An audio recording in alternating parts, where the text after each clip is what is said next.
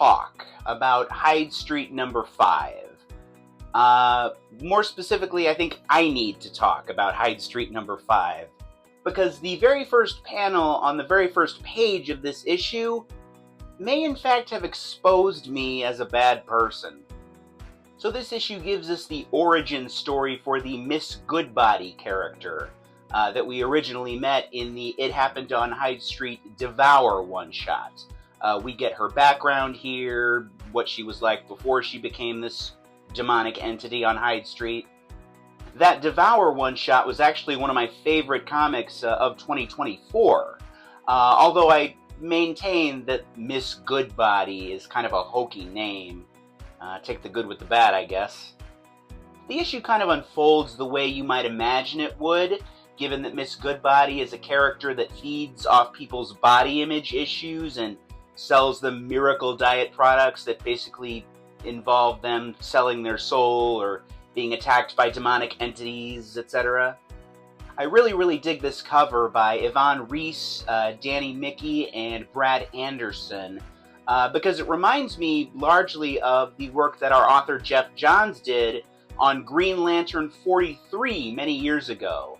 There's a really memorable page in that issue where we have the death-obsessed Black Hand character literally in a grave with some skeletons, so it kind of harkened back to that, at least for me. But okay, we open the issue, and the very first panel on the very first page is an 80s-era Miss Goodbody up in some poor woman's face, screaming, "Get off your fat ass, Trisha!" I couldn't help it. I chuckled. I understand that body shaming and body image issues are not funny, okay? You don't need to educate me on that, especially now that I'm a father, but yeah, I laughed at this, and I became fascinated as to why I laughed at it. Because I don't think they're going for laughter here. That doesn't really seem to be the tone of the story. I think a few things might have happened here. I think that the fact that this is the first line of the issue doesn't help. I think the fact that the character is right up in your face as a reader might activate like a nervous laughter response, or at least I think it did in me. Also, fat ass is kind of a funny term. I mean, I don't want it to be, but it is.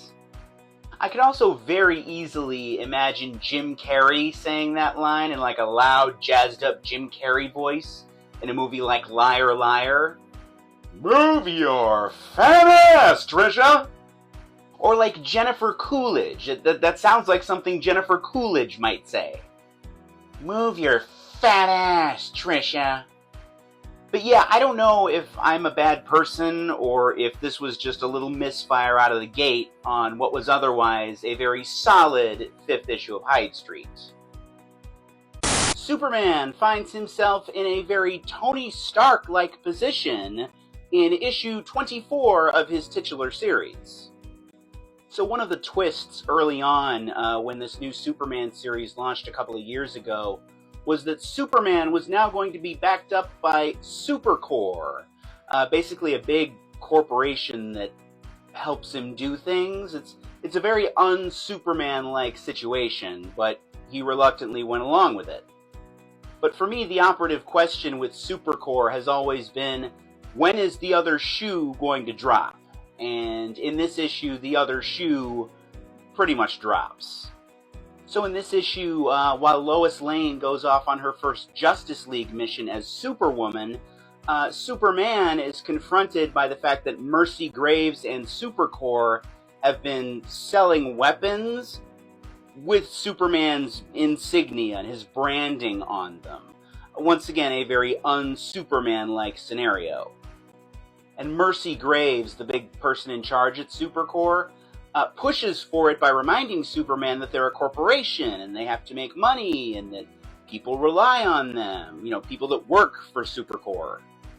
Based on what we get at the end of this issue, I don't get the impression that this weapons thing is going to be a prolonged dilemma for Superman to be in. But I kind of wish it was, because it's really interesting. There's so much emphasis right now in America on, I guess, the drawbacks of capitalism and corporations and corporate greed and, what's justified, what's right, and what's wrong. And, this sort of places Superman right at the heart of that dilemma. And from a cultural standpoint and a story standpoint, that's really where he belongs and where he should be. But yeah, that's really the element that makes this one of the strongest issues of the Superman ongoing series since the book relaunched in 2023. Dan Mora is our cover artist here, and our interior artist is Eddie Barrows, who recently spent some time on Action Comics. I'll never complain about seeing Eddie Barrows on a Superman book. As part of her Justice League mission, Lois Lane gets to spend some quality time with the Creeper in this issue. That's a really fun pairing, I think. I wouldn't mind if they got matched up again somewhere down the road in like a Brave and the Bold type issue. A classic Batman character shows up at the end of Absolute Superman number 6. Normally, I'm not happy about that kind of thing. I'll tell you how I feel about this and how it might be different in just a minute.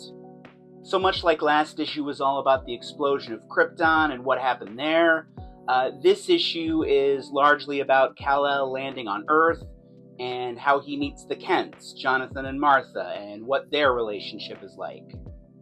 This was a same but different kind of approach to Kal-El's relationship with the Kents. I liked it. I appreciated the emotion it added to this version of Superman's backstory, and I'm curious to see how it evolves and changes going forward, if it's going to evolve and change. On the subject of things growing and changing, I appreciate what I believe is going to be the character arc for Lois Lane in the early portion of this Absolute Superman book. I think that as she continues investigating the Lazarus Organization and Superman, she's going to learn some things about herself, and that's interesting. Much like Absolute Wonder Woman had a different artist for its 6th issue, so does Absolute Superman. We've got Carmine Giandomenico on the pencils here, although Ulysses Areola is still on the colors. When I saw Di Giandomenico's name on this book, I was not sure about how this was going to look. Mostly because, at least at DC, I had most recently seen him on a Joker book. Something that has a darker, more deadly vibe to it. Absolute Superman, very different. I think this issue works, though. I mean, it's not a jarring artistic hiccup or anything like that, and I do think we owe a lot of that to Areola still being there on the colors. So yeah, I'm not going to tell you who it is because I don't want to spoil it, but there is a classic Batman character that shows up at the end of this issue. And to be clear, by Batman character, I mean a character that was created for Batman and his world and his stories, and is specifically designed to bounce off of and interact with Batman as opposed to Superman or Wonder Woman or somebody else. Generally, I don't like when creators do that, specifically with Batman characters and villains in Superman stories. I got mad at our author here, Jason Aaron, for doing that last year during his 3-issue stint on Action Comics, actually. I think I understand why they do it. I mean, by a lot of metrics, Batman is just more popular than Superman. Thus, it draws some more eyes, usually, to put Batman characters in a Superman story. But I also think it's kind of a disservice to Superman's cast of characters. And it almost comes off lazy sometimes. It's like instead of making Superman's characters interesting and compelling, we'll just borrow some of Batman's. With this character, though, in the case of Absolute Superman number 6, things might be different. Everything should be in the service of a good story, in my opinion, and I'm really curious to see how this character's beliefs and philosophies match up with this young version of Superman, and if maybe this character influences Superman a little bit. So I'm not sure where they're going with this, but I'm willing to give it a chance, especially because Absolute Superman has been quality thus far. Marvel's newest volume of The Amazing Spider-Man kicks off this week with issue number 1, and this probably isn't as big a deal as Marvel wants it to be, just because from a practical standpoint they relaunch everything all the time. But not for nothing, this is a pretty good issue. So Peter Parker is looking for a new job when we open this issue. Things generally don't go well, although he does come upon a hot prospect that gets interrupted by an attack from Rhino. I like that premise, I like that starting point. It's got a great classic Spider-Man kind of feel to it. Joe Kelly is a tremendous Spider-Man writer, of course, and he's showing us why here. The only thing negative I'll say from a writing standpoint is that I didn't really understand what happens at the end of this issue. I don't know if it's one of those things where it's supposed to be shrouded in mystery, or if it was kind of a missed note, or if I'm missing something. John Romita Jr. and company do a Norman Osborn-focused backup story with this issue. John Romita Jr. is not always my cup of tea, but if he has a home creatively, it's on a Spider-Man book, so I'm glad to see him here. Naturally, this book has a lot of variant covers, but my favorite has to be the Lee Bermeo drawn one. I don't think I've ever seen him do Spider-Man before. I'd love to see him do more. I'm pretty sure I'll be back for issue 2 on this one. I kind of phased in and out of the previous Amazing Spider-Man volume, so here's hoping that this creative team can give us something that really grabs us, or at least me. In Daredevil, Cold Day in Hell number 1, we meet Old Man Matt Murdock, and that's about it, at least thus far. So this is the latest installment in the superheroes come back as old men subgenre that was really popularized by Frank Miller with The Dark Knight Returns back in the 80s. In the last 40 years or so, it's been done at a high level various times with characters like Superman and the Justice League, Wolverine. Just in the last few years, we've gotten Spider-Man, the Avengers, and even one of the Teenage Mutant Ninja Turtles. So this is basically the Daredevil version of the old hero comes back story. And in fact, Steve McNiven, the man who drew Old Man Logan, is also our artist here, though his work looks very different for some reason. But the thing about these old hero comes back stories is that a lot of times it's about context. It's not enough just to bring the old hero back. What has the old hero gone through since we've seen him last? What kind of world is he in? What's the story? And with Daredevil Cold Day in Hell, it just feels like all we've got is Matt Murdock as an old man. It doesn't feel like we've got much else there to hook us and get us enthralled in the story. There are certain elements here that might be interesting down the road, like for instance the identity of the person whose grave Matt Murdock is visiting when we open the issue. Not someone you would expect him to be mourning or remembering fondly. But all in all, I just didn't feel like there was enough meat on the bone here to entice me to come back again next month. I might come back for issue 2, but no guarantees. With these Dark Knight Returns type stories, it's kind of like covering a classic song. They're classics for a reason, but you've got to have your own spin on it. Otherwise, why are we here? Why is this worthy of our time? And I just don't have a sense of what the spin for Daredevil Cold Day in Hell is. Maybe if they get me back for next issue, I'll find out. Does the Absolute Universe version of The Flash have anxiety? Like chronic, clinical anxiety? The answer is not clear yet, but based on what we see in Absolute Flash number 2, it seems like he might.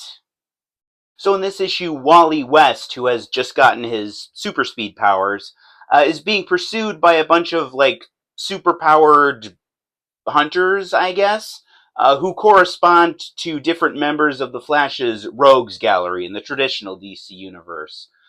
Captain Cold, Captain Boomerang, Golden Glider, etc. And Wally, at different points in this issue, is definitely dealing with anxiety, and possibly having a panic attack. But it's unclear if that's like a consistent clinical type thing with him, or if that's just the situation he's in. I mean, he is, after all, being hunted, and he suddenly finds himself with superpowers.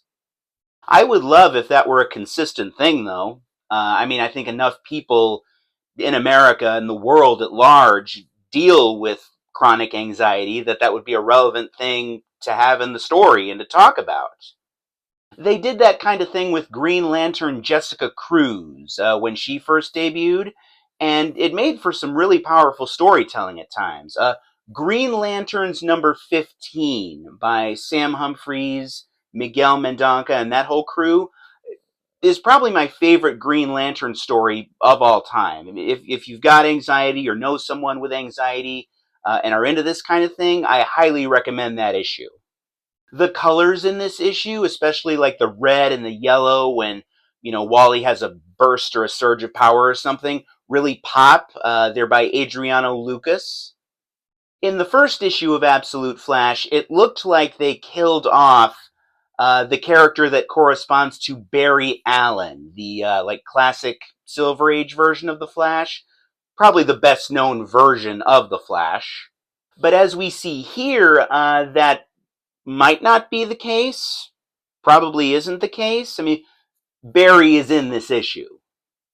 I kind of wish they had stuck to their guns on that one and just killed off Barry Allen straight away and left him dead. Not just because I'm kind of over Barry Allen, at least for the time being, but I just think that would be a cool statement for a series like Absolute Flash to make. Like, oh, the traditional Flash is dead. We're doing our own thing. So, if I'm in public and I see someone I don't like in passing, am I just allowed to boo them? Like, boo! That's the big question that I have coming out of Teenage Mutant Ninja Turtles number 8. So right now the Ninja Turtles are not liked in the city of New York. They are like enemies of the public. And in this issue there are a couple of great 2-page spreads that take place both on and adjacent to a subway car. And in the lower right-hand corner of this one, you can see the turtles are like running away on the city sidewalk. And there's this guy that just says, "Boo! Get out of our city!" Is that kind of thing socially acceptable and I just didn't know it? Or is it like just a New York thing? If I can do it, then I'd like to go over to my local Planned Parenthood after I get done filming this and say something to some of the protesters out there. Some fantastic work here by our one-man show on art, Juan Ferreira. The colors pop really nicely. The texture is really cool. I had some critiques of his work last issue, but he seems to just be getting better and better. I especially like this, the first of the 2 subway 2-page spreads in this issue. Great sense of action, great sense of motion. It's beautiful. From a writing standpoint, I think my favorite part of this new TMNT series thus far has been Crazy Donatello, the slightly unhinged version of Donatello that thinks he's talking to Master Splinter when he's talking to a dead rat. We're just so used to like straight-laced, logical, technical thinking Donatello that this is a really interesting change of pace. I'm gonna miss Crazy Donnie when he's gone. Although, as we see in this issue, he may not be as crazy as we think. Godzilla vs. Hulk sucks. There's your intro, folks. Normally, I'm not that blunt or harsh when I do these things, because hey, you know what? I respect anybody that has the guts to put themselves out there and show up to the dance, so to speak. But this issue deserves it, in my opinion, because it does something that I hate and is relatively easy, I think, not to do. And that is that it does not deliver on what it promises to readers. Let's get this part out of the way, okay? First of all, on paper, This issue has a lot going for it, okay? Everybody involved here is really talented. The cover by Giuseppe Camuncoli is terrific. And it's set in the 70s, actually, so it's sort of got its own self-contained continuity going on, and that's why we have a 70s era-looking Godzilla here. But the title of this book, ladies and gentlemen, is Godzilla vs. Hulk, okay? Not only is that the title, but that's clearly the visual language they're going for, not just with this cover, but a bunch of the variant covers that have come out for this book. This book does not give us a fight between Godzilla and the Hulk. Both Godzilla and Hulk are in the book, but at no point do they have a physical confrontation with one another. And that's really the number one selling point for a book called Godzilla vs. Hulk. How is Hulk gonna match up with Godzilla? I mean, obviously Hulk is strong, but he's a fraction of Godzilla's size. What's that fight gonna be like? There are questions that this book can theoretically play with. But this book doesn't do that. And it could have gotten away with that if it were called Godzilla and Hulk, or Godzilla / Hulk, but not Godzilla versus Hulk, okay? You need to put them against each other at some point if you're going to call the book Godzilla vs. Hulk. And don't tell me that I'm overreacting here, folks, okay? To an extent, this is like a bait-and-switch situation. This would be like if I were working at Starbucks again, and the store ran completely out of coffee, okay? The title of the store is Starbucks Coffee. You can't have a Starbucks if you don't have coffee. Coffee is in the name. Like the textbook story arc with these versus stories with like big licensed properties or whatever, is that you go into the fight early on, but you don't establish a winner, and then you close the story out by having them unite against a common threat. That's what I thought we were going to get in this story. We don't necessarily need to establish a winner between Godzilla and Hulk, but you need to show us the fight at least. And you know what? Nothing personal to whoever it was that decided to have the book be this way, whether it was the author or an editor or something, but still, from a professional standpoint, I say shame. Because I was looking forward to this issue for much of the week and put my hard-earned money down on it. And I regret doing that. And you know what? In the end, that's probably the biggest drawback or complaint you can lob at a comic book or any sort of piece of entertainment media. So, I thoroughly enjoyed the art of Jim Lee. That seems like a good place to start, considering where we're going. Jim Lee is widely, and rightly, considered to be a legendary artist in the comic book industry. His work on Batman in particular played a big role in pulling me into comic shops on a regular basis and making me into a Wednesday warrior, and it basically changed my life. And in fact, if you were to ask me, hey Rob, pick one artist to draw all the superhero comics, there's a pretty good chance I'm going to say Jim Lee. I mean, he's that great. Here comes the other shoe. But there's a big problem with Jim Lee's cover to Batman 159, and I haven't heard anybody talking about it, so I guess it falls to me to talk about it.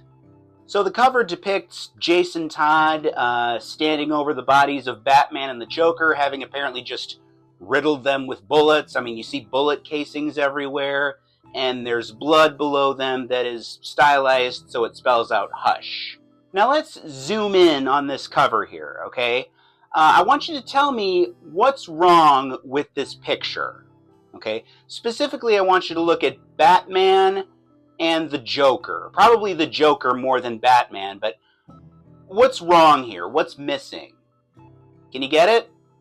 So Batman and the Joker have just been hit with a bunch of bullets. That's what we're led to believe here. where are the bullet holes in their bodies? Like, where are the bullet wounds? Where is that blood coming from? Now, you might say, well, Batman is wearing armor. Even so, you're telling me there's no evidence whatsoever, and the Joker's not wearing armor. What's his excuse? And you might be saying, well, maybe he shot them in the back. They're laying on their backs. I mean, I've never been shot in the back, but I'm pretty sure that if someone shoots you in the back repeatedly, you fall forward, right? Like, there's a huge logic gap with this picture. To me, it looks like Batman and the Joker came upon Jason Todd's finger painting work on the ground, got so happy that they fainted, and then Jason Todd came along, got upset that they wrecked his picture, and shot off a bunch of bullets because he was angry. Inside the issue, things are mildly better than they were last time.